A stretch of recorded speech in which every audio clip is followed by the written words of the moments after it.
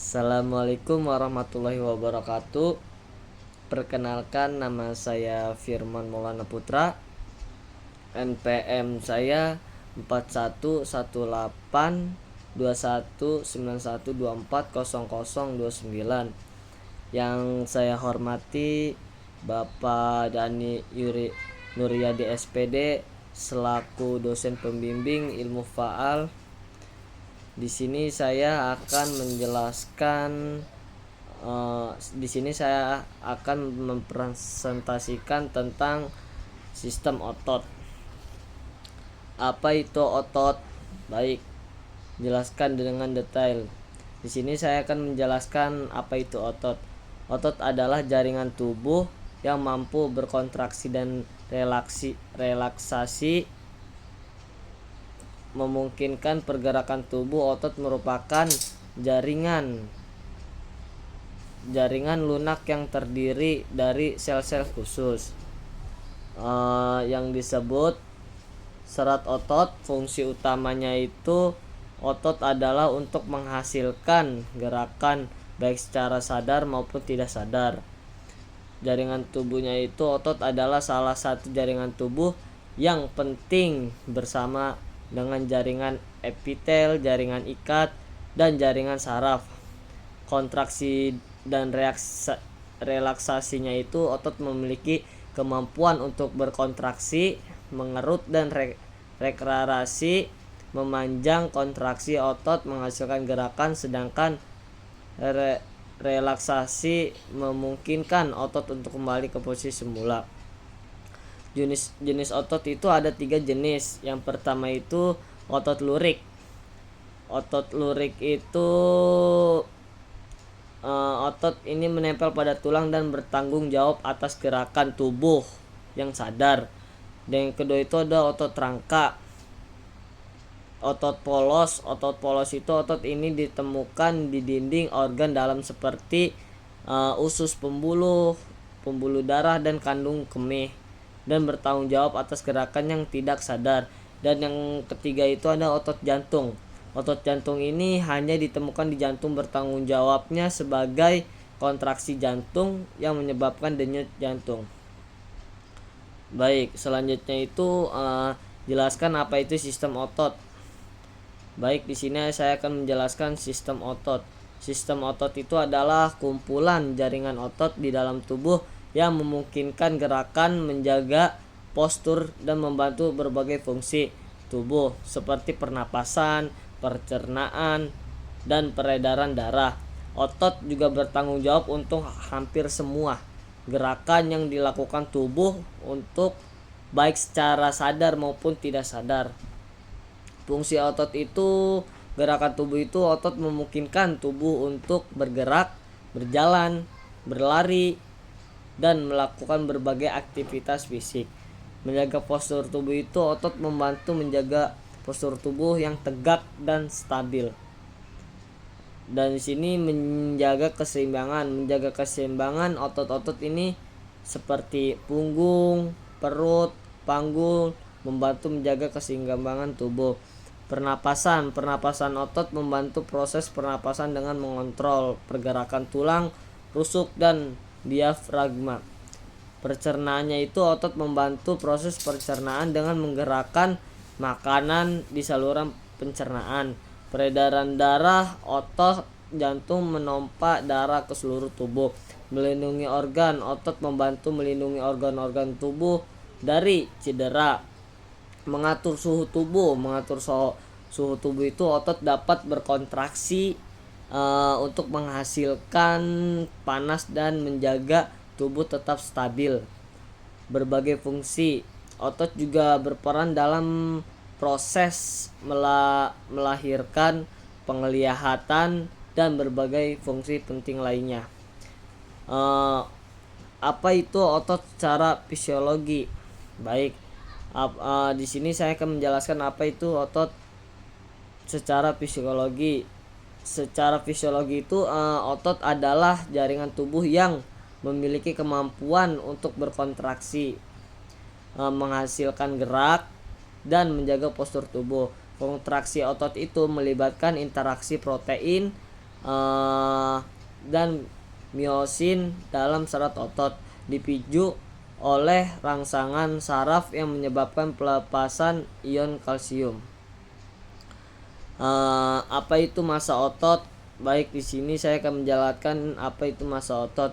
Massa otot itu adalah jumlah jaringan otot di dalam tubuh yang berperan penting dalam menjaga postur tubuh, pergerakan, keseimbangan, kekuatan, dan fungsi organ tubuh. Ada 3 jenis otot dalam tubuh: otot polos, otot jantung, dan otot rangka. Selanjutnya itu kenapa dikatakan massa otot? Baik, di sini saya akan menjelaskan istilah massa otot itu digunakan karena otot merupakan jaringan tubuh yang paling banyak, dan massa otot merujuk pada jumlah total jaringan otot dalam tubuh. Otot memiliki peran penting dalam pergerakan, kekuatan, dan fungsi tubuh secara keseluruhan, sehingga jumlahnya atau massa otot menjadi indikator penting untuk kesehatan dan kebugaran. Selanjutnya itu kenapa dikatakan otot membutuhkan oksigen? Baik, apakah benar otot membutuhkan oksigen? Menurut saya benar, karena otot membutuhkan oksigen itu untuk dapat berfungsi dengan baik. Oksigen diperlakukan untuk menghasilkan energi ATP yang dibutuhkan otot untuk berkontraksi. Oksigen juga membantu membuang limbah metabolisme dari otot seperti asam laktat. Yang kedua itu ada oksigen untuk menghasilkan limbah. Ada otot untuk menghilangkan limbah dan oksigen dalam olahraga aerobik. Dan selanjutnya itu jelaskan secara detail mekanisme cara kerja otot. Di sini saya akan menjelaskan detail mekanisme kerja otot.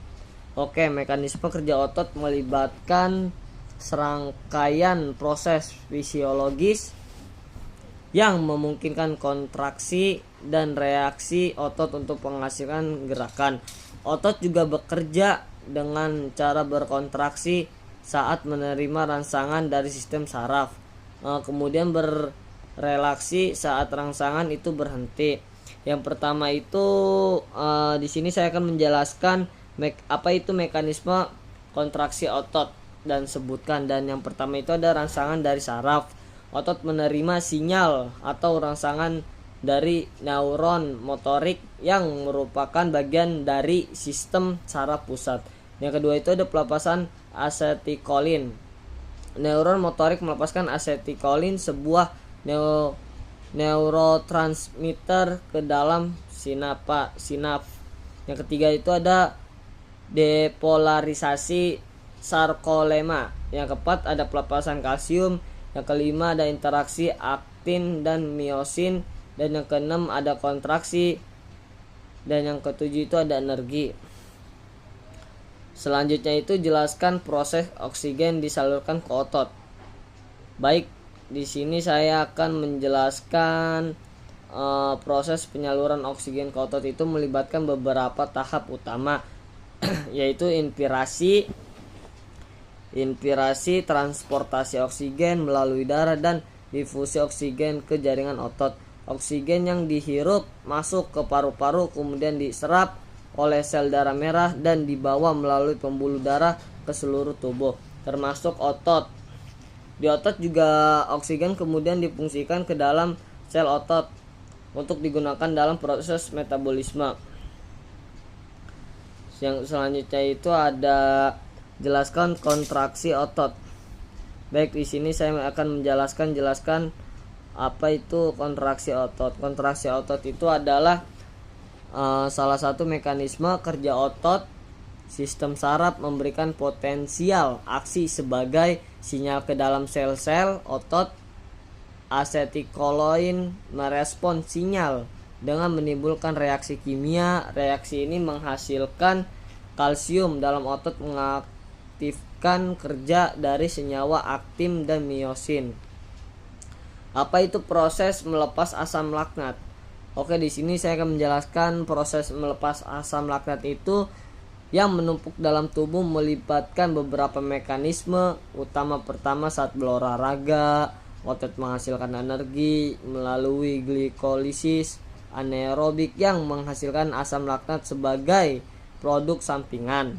Asam laknat kemudian dapat digunakan kembali oleh tubuh, terutama oleh hati, untuk menghasilkan glukosa melalui proses yang disebut gluconeogenesis atau diubah menjadi energi dalam proses yang disebut dengan siklus Cori. Selain itu, asam laktat juga dapat dibuang melalui sistem pernapasan dan ginjal.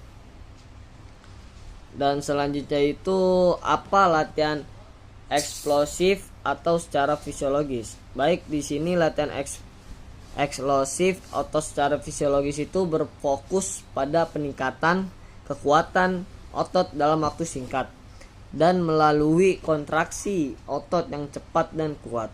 Ini melibatkan latihan seperti pliometris, lompat kotak, dan latihan balistik yang menargetkan secara otot kontraksi cepat.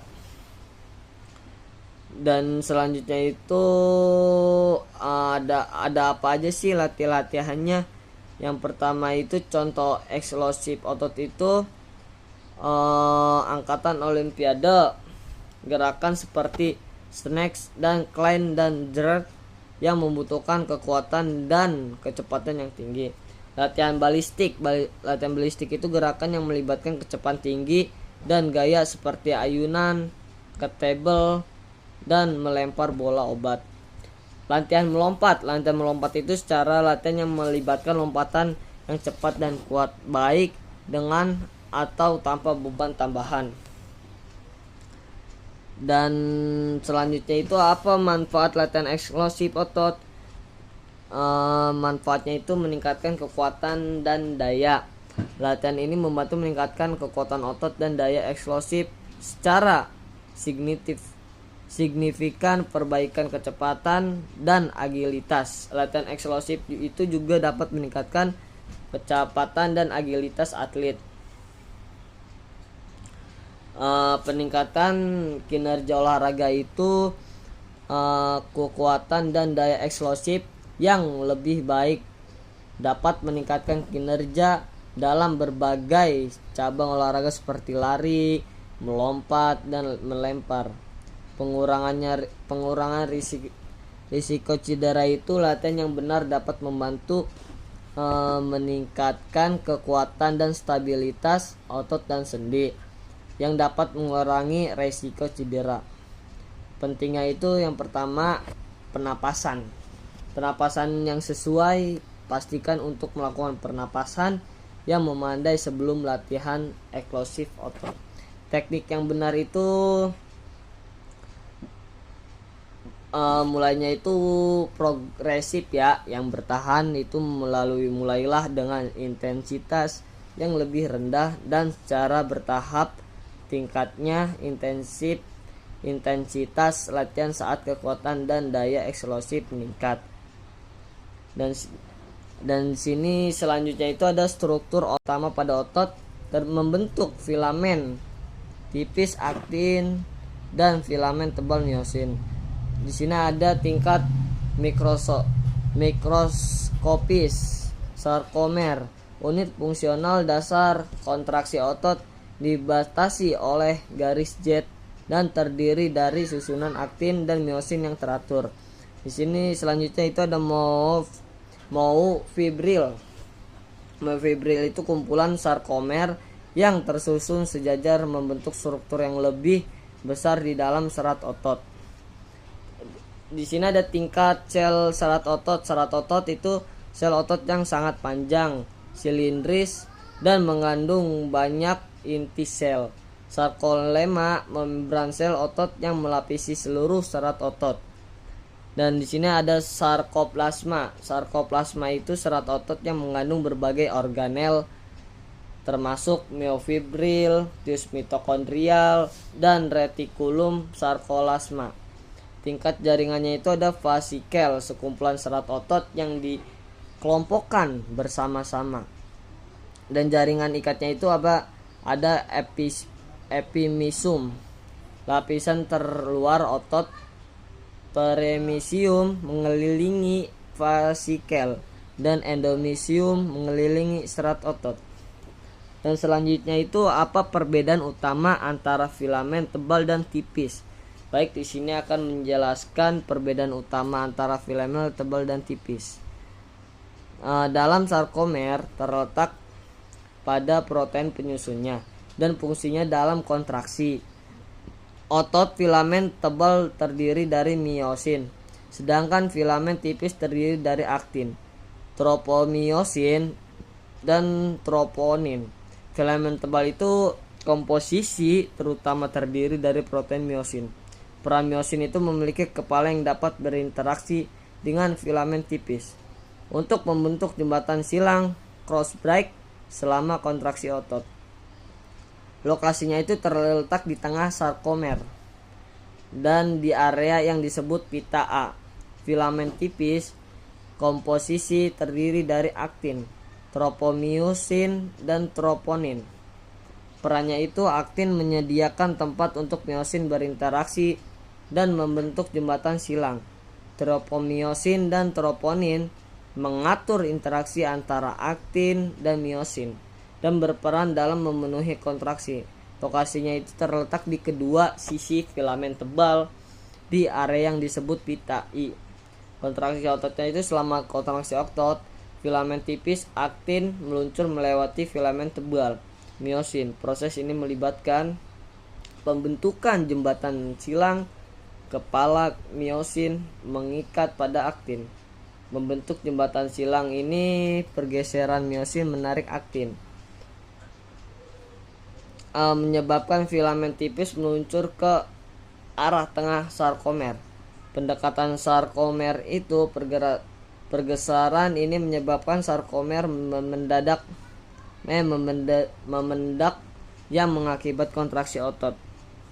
Nah, selanjutnya itu ada retikulum sarkoplasma adalah jaringan membran internal dalam serat otot yang berperan penting dalam kontraksi dan relaksi otot. RS berfungsi sebagai tempat penyimpanan dan pelepasan kalsium Ca2+, ion yang sangat penting untuk memulai dan menghentikan kontraksi otot. Struktur retikulum sarkoplasma itu, RS terdiri dari jaringan tubulus dan sistem kantong pipi yang mengelilingi miofibril, struktur kontraktil dalam serat otot. Ada dua bagian utama SR junctional, JSR yang berdekatan dengan tubulus, dan CR bebas yang terletak di sekitar miofibril. JSR memiliki cisterni yang memanjang dan pipi yang mengandung struktur yang disebut enzim yang menompa Ca2+ kembali ke SR. Fungsi retikulum sarkoplasma itu menyimpan Ca2+, SR menyimpan Ca2+ dalam jumlah besar yang diperlukan untuk memulai kontraksi otot. Dan yang selanjutnya itu ada jaringan ikat. Jaringan ikat itu ada semacam epimysium, perimysium, dan endomysium, memainkan peran penting dalam struktur dan fungsi otot dengan memberikan dukungan, perlindungan, dan jalur bagai pembuluh darah dan saraf. Berikutnya itu ada episium. Apa yang dimaksud dengan episium? Lapisan terluar yang membungkus seluruh otot, memberikan dukungan dan perlindungan, serta membantu memisahkan otot dari jaringan dan orang lain. Pemesium, lapisan tengah yang membungkus kelompok serat otot fasciculus dan membentuk dukungan dan jalur bagi pembuluh darah dan saraf. Endomysium itu lapisan terdalam yang membungkus setiap serat otot individual dan memberikan dukungan, membantu transfer gaya kontraksi dan menyediakan jalur bagi pembuluh darah dan saraf. Dukungan dan perlindungan itu jaringan ikat ini membantu menahan gaya kontraksi otot dan melindungi serat otot yang rapuh. Jalur bagi pembuluh darah dan saraf. Jaringan ikat ini menyediakan jalur bagi pembuluh darah dan saraf untuk mencapai serat otot. Transfer gaya kontraksi itu endomysium berperan penting dalam mentransfer gaya yang dihasilkan oleh serat otot ke tendon. Perletakannya itu jaringan ikat ini membantu meletakkan otot pada tulang melalui tendon dan perlindungan, serta membantu memisahkan otot dari jaringan dan orang lain. Pemesium lapisan tengah yang membungkus kelompok serat otot fasciculus dan membentuk dukungan dan jalur bagi pembuluh darah dan saraf. Endomysium itu lapisan terdalam yang membungkus tiap serat otot individual dan memberikan dukungan, membantu transfer gaya kontraksi dan menyediakan jalur bagi pembuluh darah dan saraf. Dukungan dan perlindungan itu jaringan ikat ini membantu menahan gaya kontraksi otot dan melindungi serat otot yang rapuh. Jalur bagi pembuluh darah dan saraf. Jaringan ikat ini menyediakan jalur bagi pembuluh darah dan saraf untuk mencapai serat otot. Transfer gaya kontraksi itu endomysium berperan penting dalam mentransfer gaya yang dihasilkan oleh serat otot ke tendon. Perletakannya itu jaringan ikat ini membantu meletakkan otot pada tulang melalui tendon dan aponeurosis. Dengan demikian jaringan ikat ini berperan dalam menjaga integritas struktural otot, memberikan dukungan mekanis, serta memastikan fungsi otot yang optimal. Dan selanjutnya itu perbedaan utama struktur mikroskopis antara otot rangka, otot polos, dan otot jantung adalah adanya garis-garis striasi pada otot rangka dan otot jantung. Sementara otot polos tidak memiliki striasi. Otot rangka memiliki banyak inti sel nukleus di pinggir otot. Jantung memiliki banyak inti di tengah. Dan otot polos memiliki satu ini di tengah. Struktur serat otot panjang lurus dan bergaris-garis lurik. Memiliki banyak inti sel di pinggir. Lokasinya itu terpasang pada tulang rangka, misalnya otot bicep dan tricep di lengan atas. Otot polos itu strukturnya bentuk gelondong dengan ujung meruncing, tidak bergaris-garis, dan memiliki satu inti sel di tengah. Lokasinya itu dinding organ dalam seperti usus lambung, pembuluh darah, dan kandung kemih. Otot jantung strukturnya itu serat bercabang dan bergaris-garis seperti otot rangka, memiliki satu ini di sel tengah. Lokasi itu hanya pada dinding jantung. Yang selanjutnya itu perbedaan utama struktur mikroskopis antara otot rangka, otot polos, dan otot jantung adalah adanya garis-garis striasi pada otot rangka dan otot jantung. Sementara otot polos tidak memiliki striasi. Otot rangka memiliki jantung inti sel nukleus di pinggir otot. Jantung memiliki banyak inti di tengah dan otot memiliki satu ini di tengah. Otot rangka struktur serat otot panjang lurus dan bergaris-garis lurik, memiliki banyak inti sel di pinggir. Lokasinya itu terpasang pada tulang rangka, misalnya otot bicep dan tricep di tangan atas. Baik, selanjutnya itu ada kontraksi otot pada manusia. Dapat dibedakan menjadi dua jenis utama, isometrik dan isotonik. Kontraksi isometrik terjadi tanpa perubahan otot dan panjang otot. Sedangkan kontraksi isotonik itu melibatkan perubahan panjang otot dan gerakan. Kontraksi isotonik itu dapat lebih lanjut dibagi menjadi kontraksi konsentris, otot memendek, dan kontraksi eksentrik, otot memanjang. Yang pertama itu ada kontraksi isometrik. Kontraksi isometrik itu terjadi ketika otot berkontraksi, tetap panjangnya tetap tidak berubah. Tidak ada gerakan sendi atau anggota tubuh saat kontraksi isometrik. Contohnya itu memegang posisi plank dan menahan beban dengan posisi otot tidak bergerak. Kontraksinya ini penting untuk mempertahankan postur tubuh dan stabilitas. Dan yang kedua itu ada kontraksi isotonik. Kontraksi isotonik ini terjadi ketika otot berkontraksi dan menyebabkan perubahan panjang otot yang menghasilkan gerakan sendi atau anggota tubuh. Kontraksi isotonik ini dapat dibagi menjadi kontraksi konsentris, otot memendek saat berkontraksi.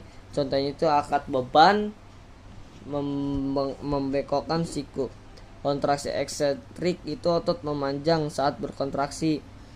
Contohnya itu melepaskan beban secara perlahan, menurunkan beban dengan kontrol. Kedua jenis kontraksi isotonik ini penting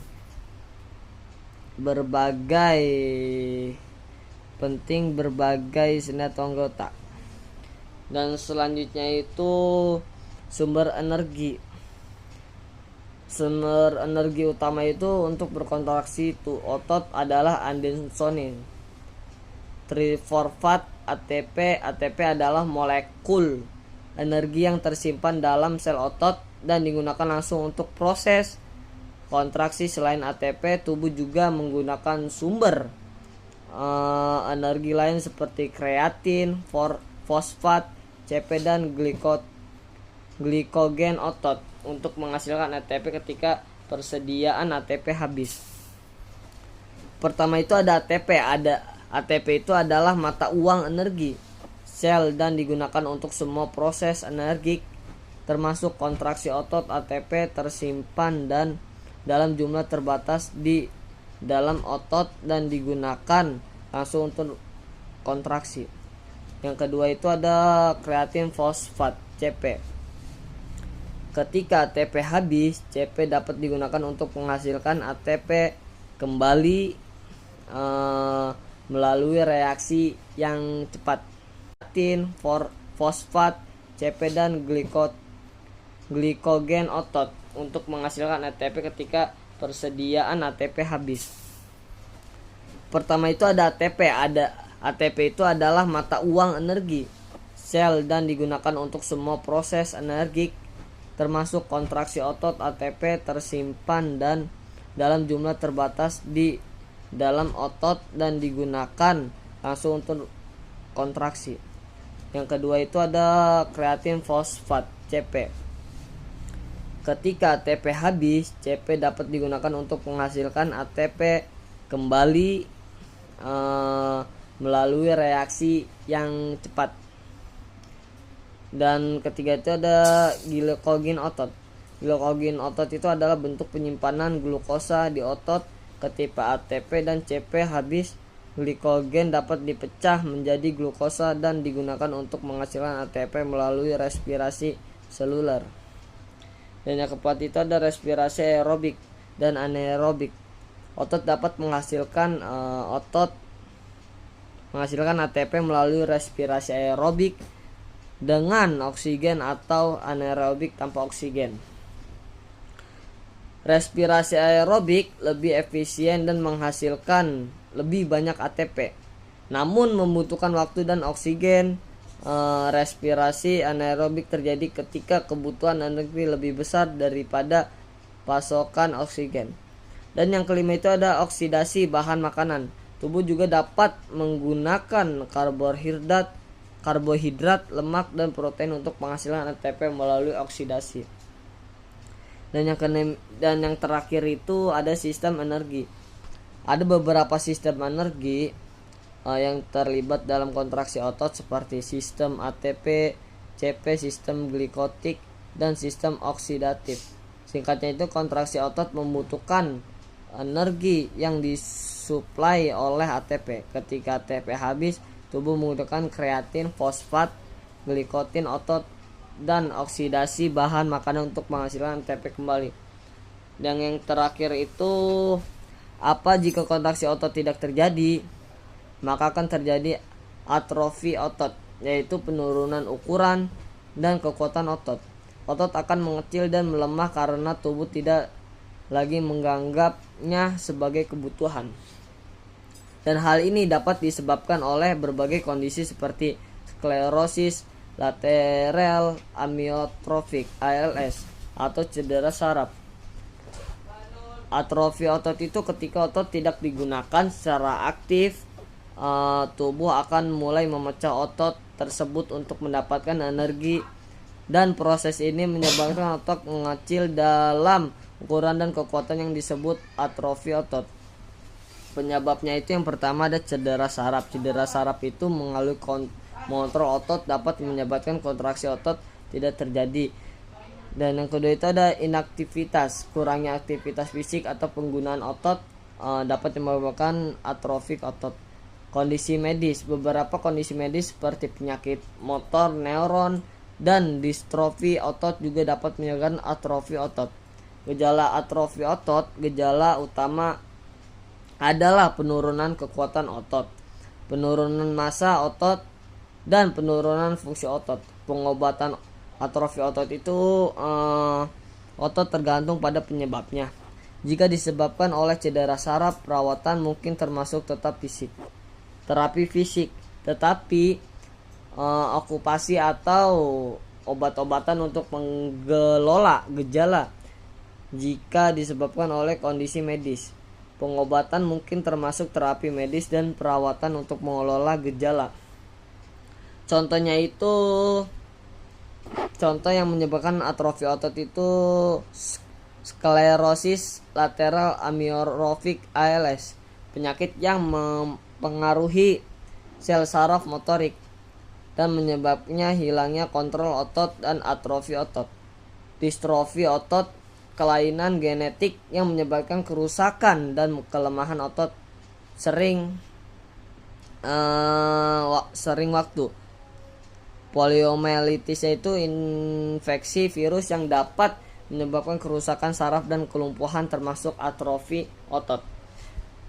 Pentingnya, jika Anda mengalami gejala atrofi otot, secara konsultasikan dengan dokter untuk mendapatkan diagnosis dan perawatan yang tepat. Baik, sekian dari saya presentasi tentang otot. Sudah cukup. Di sini saya sedang belajar presentasi tentang otot. Kurang lebihnya mohon maaf jika ada salah kata atau salah perbuatan untuk menerangi presentasinya. Sekian dari saya. Wassalamualaikum warahmatullahi wabarakatuh.